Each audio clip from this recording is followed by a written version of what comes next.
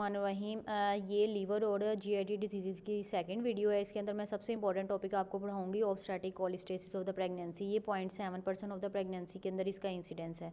ठीक है, इसमें मोस्टली होता है कि pruritus affecting the whole body but particularly the palm and sole and abnormal liver function test. UK के अंदर इसका इंसिडेंस 0.7% है। ठीक है, और 1/3 patient have the positive family history and to the obstetric cholestasis of the pregnancy due to cholestasis effect of the oestrogen. ठीक है, और ये मोस्ट कॉमनली जो प्रेजेंट करता है ना थर्ड ट्राइमेस्टर में 30 to 32 वीक्स के अंदर प्रेजेंट करता है। इसके अंदर रेज ALT AST होते हैं, रेज गैमा GDDT और रेज बाइल एसिड होते हैं। पेशेंट को जो है ना डार्क यूरिन, पेल स्टूल, टियाटोरिया, मलेज की कंप्लेन होती है। इसकी DDs में अंदर प्राइमरी बिली सिरोसिस, वायरल हेपेटाइटिस, एक्यूट और क्रॉनिक एक्टिव हेपेटाइटिस आ सकता है। ठीक है, तो रिस्क जो ऑब्स्टेट्रिक कोलिस्टेसिस क्या होता है ना, उसके अंदर हेमरेज का, प्री टर्म लेबर का, मेकोनियम स्टेन लाइकर का और फीटल डिस्ट्रेस का रिस्क होता है।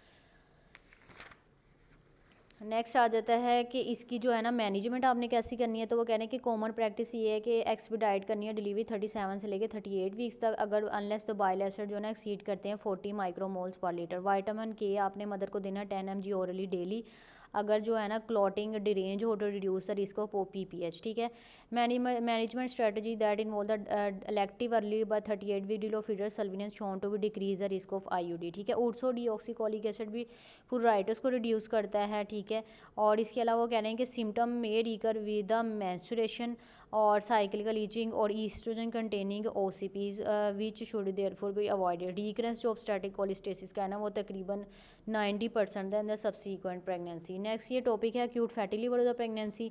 ये भी काफ़ी इंपॉर्टेंट MCQ के हिसाब से टॉपिक है। इसमें जो है ना इंसिडेंस पर एवरेंस होती है 5 per 100,000। ठीक है, इसके अंदर जो है ना कॉमन फीचर ही होते हैं ज़्यादातर ये प्री क्लैम्शिया के साथ, और इसमें थर्ड ट्राइमेस्टर में abdominal pain, nausea, vomiting, anorexia, jaundice, range liver function test, renal impairment, elevated uric acid, white cell, और सबसे इंपॉर्टेंट इसका जो फीचर है ना वो हाइपोग्लाइसीमिया है। ठीक है, कोएगुलोपैथी। बाकी सारे फीचर तो प्री क्लैम्शिया और हेल्प के साथ कॉमन भी हैं। ठीक है, ये कॉमन होता है ट्विन प्रेगनेंसी के साथ। उसके साथ पेरीनेटल मटरनल मोर्टेलिटी और मॉर्बिडिटी इंक्रीज हुई है 10 and 1.8% रिस्पेक्टिवली। ठीक है, इसकी जो मैनेजमेंट होती है मल्टी डिसिप्लिनरी टीम के थ्रू होती है, और adequate correction of the hypoglycaemia आपने करनी है एंड कोएगुलोपैथी 50% जो है ना डेक्सट्रोज, IV विटामिन और FFP। ठीक है, मैनेजमेंट इसकी जो है ना इसको लीवर यूनिट के अंदर आपने फिर रेफर करना है। चलें, थैंक यू सो मच।